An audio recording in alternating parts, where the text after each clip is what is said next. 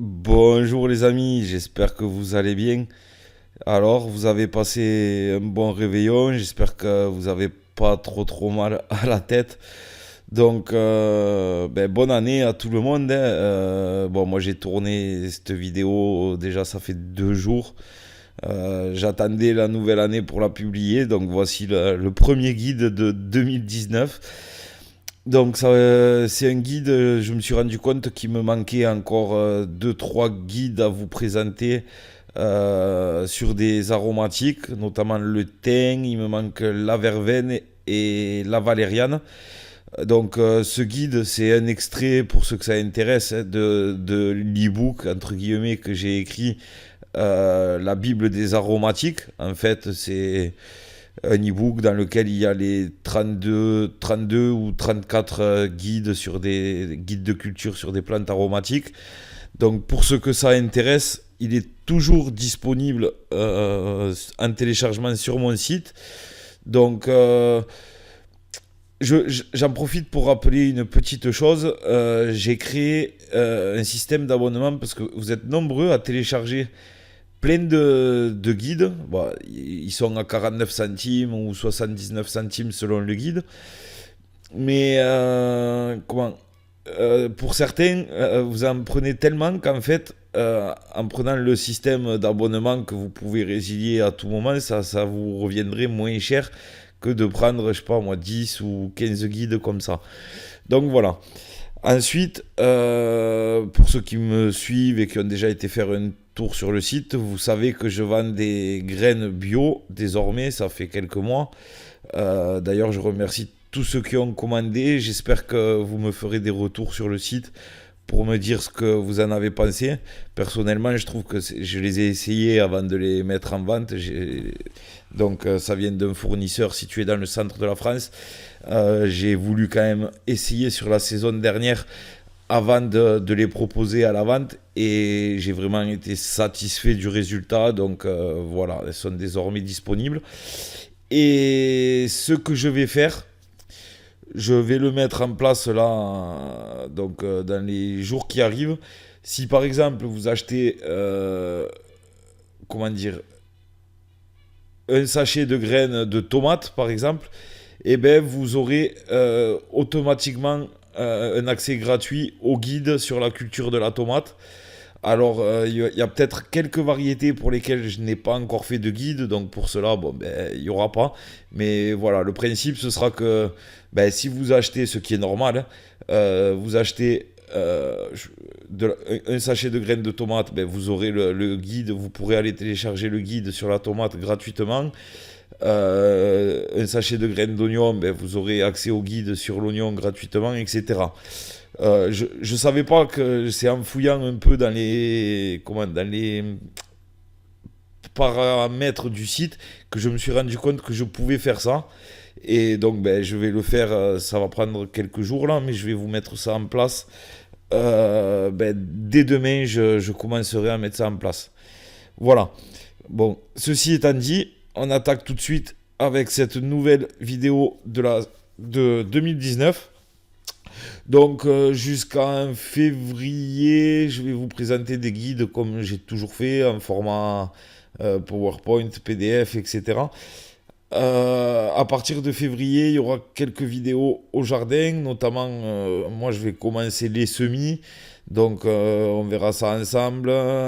Je vais construire d'autres bacs de permaculture, donc ça aussi je vous en ferai une vidéo.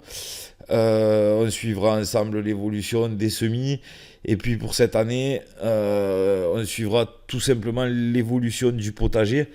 Donc je ne pense pas avoir le budget pour tout cultiver, pour fabriquer des bacs de culture sur toute la surface que je vais cultiver. Mais voilà, ben, ça nous permettra de comparer la différence de production entre, par exemple, je sais pas, je mettrais un plant de tomates dans un bac de permaculture, je mettrais la même variété en pleine terre, et puis on verra tout simplement à partir de la même graine, et puis on verra la différence de résultat. Enfin voilà, j'ai plein de petites idées comme ça, donc ben, Voilà, bienvenue dans cette saison 2019 et j'espère que vous serez toujours aussi nombreux à me suivre. Donc c'est parti. Donc le thym, c'est une plante aromatique vivace à feuillage persistant qui fait partie de la famille des Lamiacées. Alors une aromatique vivace, ça veut dire que il va pas falloir la ressemer chaque année. Donc ça, pour moi, le thym, ça fait partie d'une des plantes euh, qu'on devrait au moins avoir un plant dans le jardin, puisque c'est une plante pérenne. C'est très rustique, c'est facile d'entretien.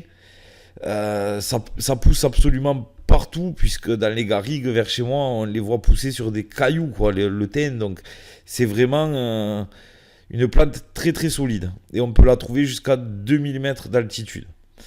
Donc voilà, après on peut en faire des tisanes, on peut en faire des pots pourris, on peut voilà, l'utiliser sur les grillades en été. Alors il faut savoir qu'il en existe plus de 300 variétés de thym, mais il y en a seulement à peu près une quinzaine qui sont cultivées dans nos régions, c'est-à-dire en France. Alors parmi toutes ces variétés, vous allez pouvoir retrouver des variétés à port rampant, c'est-à-dire qui vont s'étaler sur le sol. Ça peut être intéressant pour faire des couvres massifs, par exemple. C'est une variété que l'on voit sur la photo. Ça, c'est une variété à port rampant. Il y en a d'autres à port dressé qui peuvent atteindre jusqu'à 60 à 70 cm de hauteur pour les plus grandes, à savoir qu'en général, on sera plutôt dans les 30, entre 30 et 50 cm, on va dire. Donc le thym, il a une saveur légèrement piquante qui est assez caractéristique. Bon, ça, je ne vous l'apprends pas, tout le monde a déjà goûté du thym. Et donc, vous pourrez vous en servir pour aromatiser plein de plats, comme les sauces, les grillades, je vous le disais, faire des marinades, des farces, des légumes, mais également en tisane, etc. Alors, en plus de tout ça, le thym, il a l'avantage d'être un excellent répulsif contre certains insectes assez casse-pieds, pour être poli, en été, notamment les moustiques, les mouches. Après, il est censé également repousser tout ce qui est limaces. Donc, par exemple, c'est intéressant de l'associer là où vous cultivez vos salades, tout ce qui est sensible aux limaces. Vous pouvez mettre un petit plant de thym au milieu. Normalement, ça les fera fuir. Les fleurs du thym, elles sont également très mellifères, c'est-à-dire qu'elles vont attirer les insectes pollinisateurs, comme les abeilles surtout. Et ça, c'est intéressant au potager, puisque on a besoin de ces insectes pour la production de fruits, hein. C'est eux qui viennent polliniser les fleurs de nos plants de légumes. Donc, à mettre au potager. Alors moi, après ça c'est un choix personnel, j'essaye de ne pas mettre de plantes vivaces au milieu des plantes annuelles, c'est-à-dire au milieu des tomates, etc. Tout simplement parce que jusqu'à présent je cultivais à même le sol, donc je trouvais que par souci, si c'est un petit potager ça va, mais après quand il y a beaucoup de surface, je travaillais le sol, j'étais obligé, vu que je faisais pas de permaculture, donc je travaillais un petit peu le sol. Et bon, je trouve qu'avoir une plante vivace au milieu de son potager, c'était assez gênant. Donc ce que j'avais fait, c'est que j'en avais un peu tout autour. Bon, là, j'ai tout arraché, je repars un petit peu à zéro. Pour ceux qui ont vu les dernières vidéos, petit tour au jardin ou quoi, vous avez vu que je vais cultiver dans des bacs de permaculture un maximum. Donc là, avec cette technique, c'est pas dit que je mette pas une aromatique vivace à chaque extrémité des bacs, par exemple, et une au milieu. Et après, je viens cultiver mes annuels entre ces vivaces. À savoir que plus vous aurez de fleurs, de diversité, de plantes mellifères, plus vous aurez déjà votre potager, il sera joli puisqu'il y aura de la couleur, de l'odeur, mais c'est que bénéfique puisque ça fait fuir les insectes dits nuisibles entre guillemets. Au niveau du sol et de l'exposition, le thym il va s'adapter à tous les types de sols, ça c'est clair, même calcaire. Le seul truc qu'il faut, c'est qu'il soit bien drainé. Vous pouvez avoir un sol sec, normalement le thym il va s'y adapter parfaitement, hein. Moi quand j'envoie dans le thym sauvage dans la garrigue que j'ai derrière chez moi, des fois en été il n'y a pas une goutte d'eau et bon, le thym il est toujours là, hein. La terre elle est sèche comme c'est pas possible, et ben, lui il est là et il pousse. Donc voilà, il n'y a pas de souci. Ensuite, au niveau de l'exposition, ben, pareil, on va le placer en situation chaude et ensoleillée. Donc on passe au semis. Donc le semis, il va se faire en mars en intérieur, donc en barquette, en mini-serre, etc. Ou alors à partir de mai, directement en plein terre ou dans des godets, si après vous souhaitez le cultiver en pot. Mais à partir de mai, vous pourrez semer en extérieur. Alors, attention au moment du semis, parce qu'il y a certaines plantes, comme le thym notamment, leurs graines ont besoin de lumière pour germer. C'est-à-dire qu'il ne va pas falloir les enterrer. Vous préparez votre pot ou votre barquette, peu importe là où vous semez, vous tassez la terre et vous venez disposer vos graines comme ça dessus et vous rajoutez pas de terre. Ce que vous faites, c'est que vous prenez une petite planchette, quelque chose qui rentre dans votre bac de semis et vous tassez légèrement de manière à enfoncer, à mettre bien en contact la graine avec la terre, mais sans l'enfoncer. Il faut qu'il y ait de la lumière. Donc, vous pouvez, si vous avez du terreau à semis, donc un terreau quand même très très fin, un terreau spécial semis, vous pouvez en prendre et légèrement saupoudrer. Mais il faut vraiment que les graines voient le jour pour germer. Ensuite, ben, avec un pulvérisateur, vous allez maintenir la terre légèrement humide, du moins le temps de la levée, qui va prendre entre 15 et 21 jours. Donc une autre technique pour arroser les semis que j'utilise moi puisque j'en fais en quantité. Donc si on a 20 ou 30 petits pots, bon, ça va, on peut arroser avec un pulvérisateur. Mais après, si vous faites des quantités plus importantes, moi j'utilise des plaques à semis, des plaques alvéolées. Et ces plaques, je viens les tremper dans un récipient d'eau pendant 5-10 minutes. Et en fait, l'eau va remonter par les trous du fond, par capillarité, et ça va venir arroser parfaitement votre pot. Puisque quand on fait avec un pulvérisateur, des fois on voit le dessus humide, mais vraiment il y a très peu d'eau, hein. Quand on fait un pchit de pulvérisateur, ça met très peu d'eau. Donc ce qui peut se passer, c'est qu'on peut avoir le premier centimètre très humide et le fond du pot en fait qui est complètement sec.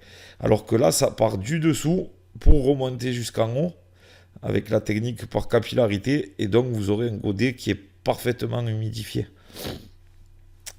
Ensuite, lorsque les plants seront bien développés, un peu comme sur celui qu'on voit sur la photo, eh ben on va les repiquer soit en place, en pleine terre, soit en pot si vous souhaitez les cultiver en pot.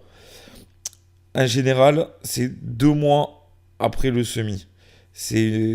Au départ, c'est assez long à se développer le thym. Donc, si vous mettez plusieurs plants, que vous voulez en mettre plusieurs, que ce soit en pleine terre ou en pot ou en jardinière, il faudra espacer vos plants d'environ 20 à 30 cm. Ensuite, le thym, ben, vous pourrez le multiplier soit encore par semis, soit par division de touffe, c'est-à-dire déterrer le plant et couper la motte en plusieurs éclats et les replanter aussitôt, soit par marcottage, soit par bouturage. C'est 4 techniques, enfin il y a 5 techniques, il y a le greffage également. Bon, pour le thym, ça c'est pas l'idéal.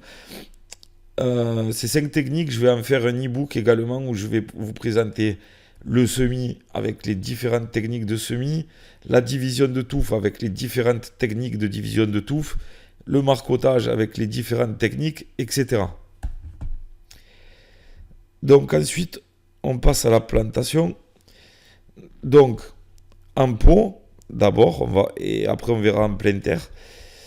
Donc le fait de cultiver en pot, ça permet de cueillir assez facilement au fur et à mesure de ses besoins, puisqu'on l'aura toujours à portée de main, hein, sur la terrasse ou le balcon, si vous n'avez pas de jardin. Ce qui est très important, c'est de placer au fond de votre pot une couche de gravier ou de billes d'argile de 4-5 cm qui va permettre de servir de drainage. Ce qui va éviter que, en fait, il faut que votre pot il soit percé, oui, également. Si les racines de votre plant baignent dans l'eau, il va mourir. Voilà. Donc ensuite, au niveau du substrat, on va choisir une bonne terre légère, poreuse, pas trop argileuse, même si bon, il le supporte, je vous l'ai dit. Euh, donc ce que vous pouvez faire, c'est un mélange. Ça fonctionne toujours plutôt bien. Un tiers terre de jardin, un tiers terreau et un tiers sable. Et vous pouvez également ajouter une petite poignée de compost si vous en avez, ça fait jamais de mal. Donc ensuite, ben, vous dépotez votre plant que vous avez semé ou si vous l'avez acheté en jardinerie. Vous le mettez en place de manière à ce que la motte soit au même ras du pot en fait. Enfin, vous laissez toujours 2 cm pour les arrosages parce que si vous mettez la terre à ras du pot, ben après c'est compliqué d'arroser, hein. Vous tassez et vous arrosez un petit peu les quelques jours qui vont suivre le temps de la reprise et après il faudra arroser moins fréquemment, hein. Le thym il supporte assez bien la sécheresse, même si en pot ça peut avoir tendance à sécher vraiment très vite, donc il y aura peut-être un peu plus d'arrosage à faire en pot qu'en pleine terre. Et ensuite, ben, vous exposez votre pot au soleil quelques heures par jour. Voilà. Ensuite, en pleine terre, ben, vous allez préparer un substrat bien drainant. Donc, comme je vous ai dit avant, hein, sable, terre de jardin, terreau. Vous creusez un trou de plantation légèrement plus large et plus profond que la motte. Vous déposez votre plant et vous ajoutez un petit peu de compost, une poignée. Vous tassez bien, sans trop enfouir la motte, et vous arrosez légèrement. Et bon, ça on l'a vu, vous laissez 30 cm entre deux plants. Alors, je vous ai mis une petite remarque. Faites très attention à éviter absolument les endroits où l'eau stagne et les endroits trop froids. Notamment les endroits en plein courant d'air. Parce que même s'il est rustique, il n'aime pas trop les courants d'air. Et quand je dis les endroits où l'eau stagne, c'est-à-dire par exemple dans votre jardin, moi je sais que j'ai des zones dans mon jardin où quand il va y avoir un gros orage d'été par exemple, eh ben, il y a quelques endroits où l'eau va rester en place. C'est par rapport au niveau de votre sol. Évitez de planter le thym dans cet endroit-là, dans ces endroits-là, parce que ça pourrait lui être fatal. Donc voilà ce que je vous disais, hein, le thym, ça pousse partout, ça pousse même dans les cailloux. Ensuite, l'entretien, bon, ben, clairement, le thym, il demande quasiment aucun entretien. C'est une plante très rustique, très résistante au gel, sauf quelques espèces. Mais bon, hein, pour la majorité, ils sont très très rustiques. Et donc, le thym, eh ben, il va survivre toute l'année dans le jardin, quasiment partout en France, à part si vous habitez à 2500 mètres d'altitude et qui fait du moins 20 degrés ou moins 25. Bon, normalement, il va survivre. Le principal, je le répète, c'est que le sol ne soit pas trop humide. Alors faites une terre légère, drainante. Même en pleine terre, vous pouvez rajouter au fond, comme pour une culture en pot, vous pouvez mettre 5-10 cm. Vous faites un trou à 30-40 de profondeur et vous mettez 5 ou 10 cm de billes d'argile pour qu'il n'y ait pas de l'eau au niveau des racines. Et ensuite, l'unique entretien, ben, c'est désherber et biner le sol de temps en temps pour maintenir le sol léger. Quand je dis biner, c'est légèrement le griffer en surface pour l'aérer, permettre une meilleure pénétration de l'eau, qu'elle ne soit pas stagnante au niveau de la terre. Et désherber, bien sûr, c'est manuel, hein, c'est pas avec des produits chimiques. Ensuite, c'est pas la peine de fertiliser car le thym il aime les sols plutôt pauvres. Donc la petite poignée de compost à la plantation, ça va lui permettre de bien grandir. Et après, il y aura absolument besoin de rien. C'est vraiment une plante qui est très très pérenne, très solide. Et, et voilà, il y aura quasiment rien à faire là encore sur la photo. On voit qu'elle a poussé, on ne sait pas comment, sur un caillou, quoi. Alors, là où il faudra peut-être faire un petit peu attention, c'est les quelques mois qui vont suivre la plantation, qui va normalement avoir lieu en été, puisque vous allez semer en mars, et vous allez repiquer 2 mois après, c'est-à-dire au mois de mai, juin. Ou alors, si vous semez en mai, dans tous les cas, il va passer l'été, il sera encore jeune le premier été.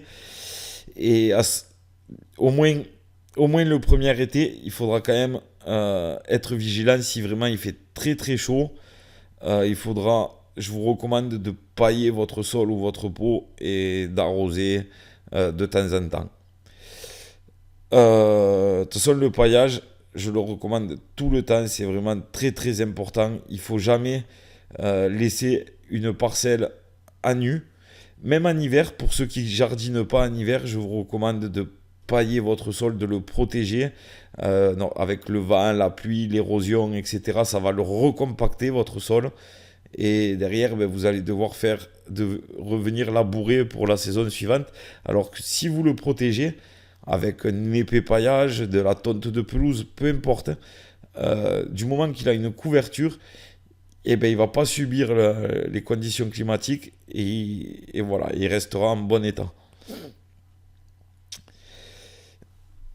Donc je vous ai mis un petit rappel, l'excès d'humidité fera mourir votre plant de thym.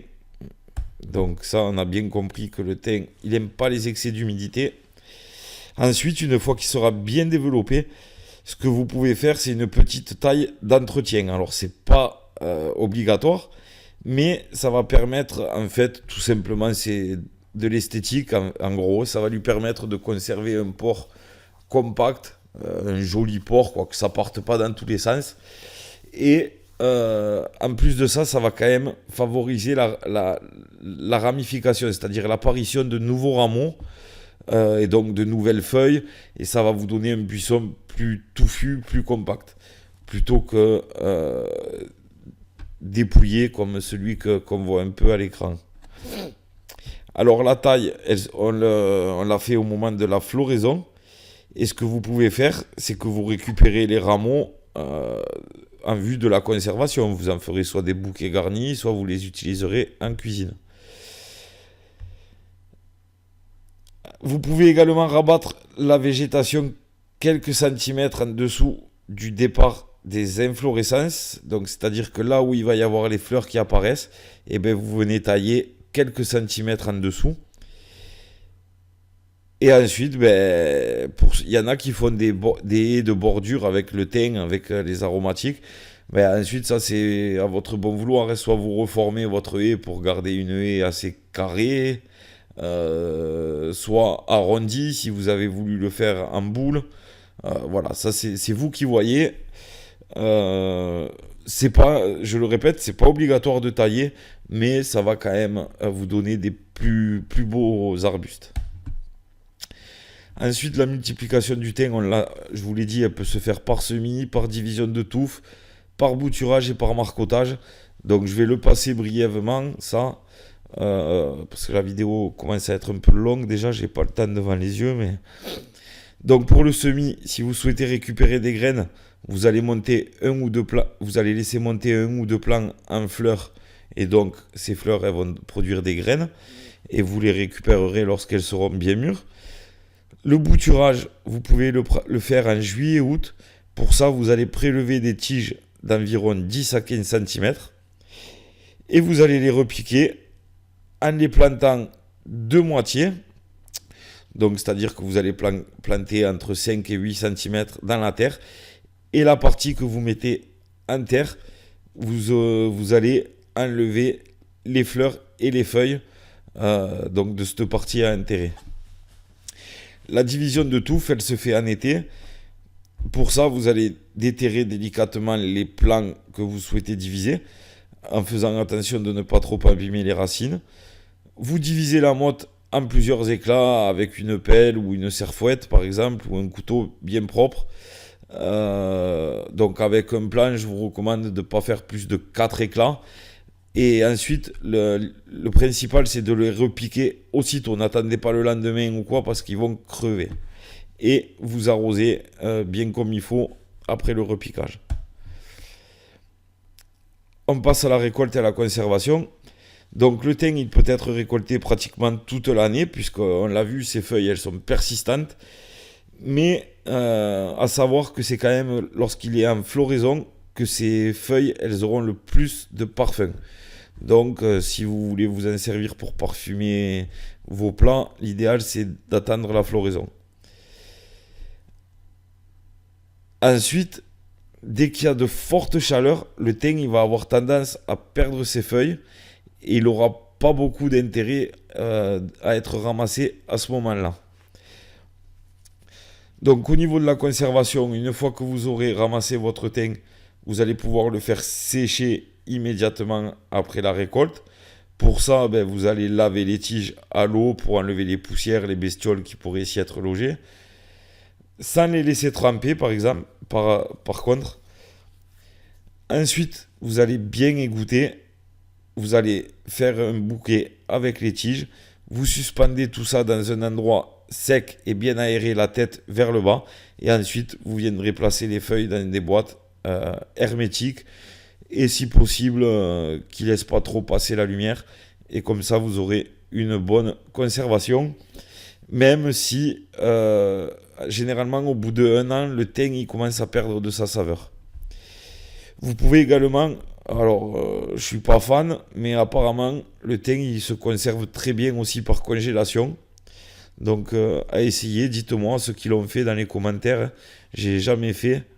J'aime pas trop conserver les aromatiques, mais voilà. Ensuite, pour ceux qui jardinent avec la lune, on va semer en lune ascendante et en jour feuille. Et pour ce qui est des bonnes associations, il y a les choux et toutes les autres aromatiques. Je rajouterai les salades, puisqu'il a tendance à faire fuir les limaces. Et les limaces, elles raffolent des jeunes salades, donc des feuilles. Donc voilà. En gros, les choux aussi, elles aiment les limaces, pour ça. Voilà, j'espère que cette vidéo vous aura plu.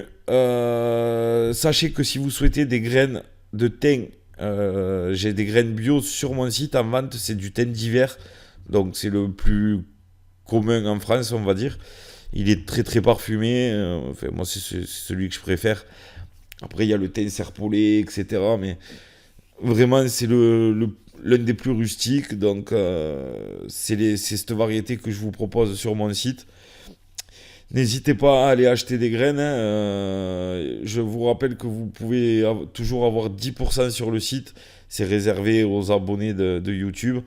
Donc vous avez 10% en rentrant le code promo graines10. Au moment de valider la commande, il y aura marqué code promo. Avez-vous un code promo? Vous mettez graines10 et vous aurez 10% sur votre commande. Donc voilà, ce guide, il est téléchargeable sur mon site. Il vous sera offert si vous achetez un sachet de graines. Et voilà, si vous avez aimé la vidéo, n'oubliez pas de mettre un petit pouce bleu. Pourquoi pas la partager. N'hésitez pas à vous abonner si ce n'est pas déjà fait. Et sur ce, je vous redis encore une bonne année 2019 à vous tous et à vos proches. Et je vous dis à très vite donc pour une prochaine vidéo. A plus.